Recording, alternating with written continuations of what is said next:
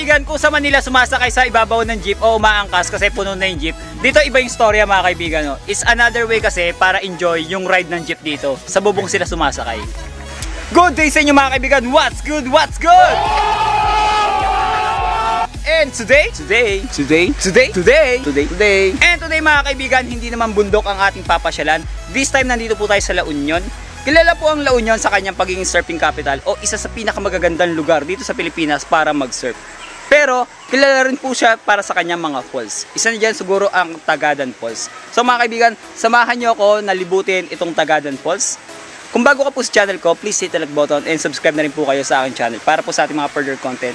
And without further ado mga kaibigan, simulan na natin ang pasyalan. Let's go!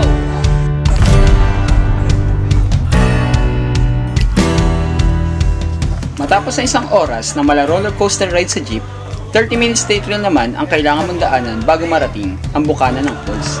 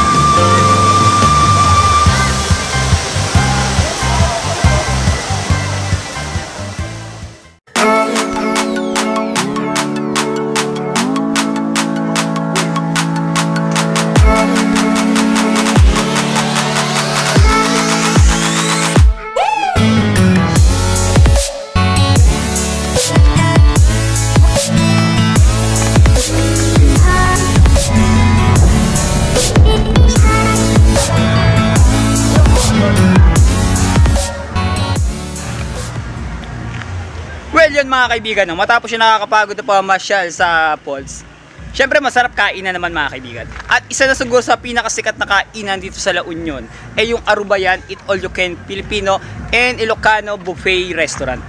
Ito ay matatagpuan sa San Fernando, La Union. Sa halagang 168 pesos per head, siguradong mabubusog at masisiyahan ka sa dami ng pwede mong pagpilian.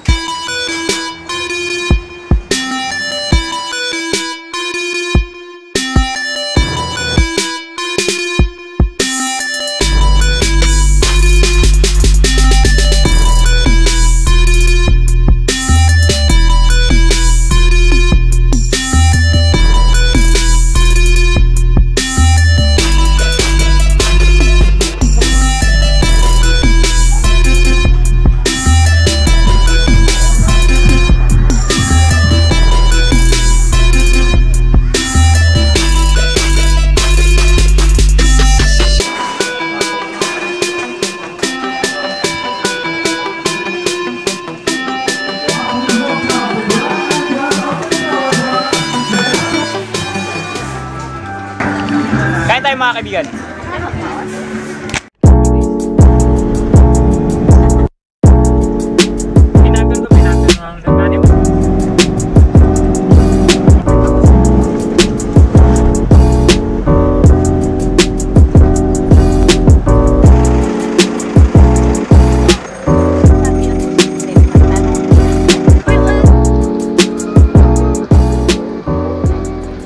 So yun mga kaibigan, no, nandito man tayo ngayon isa sa maraming grape farm dito po sa La Union.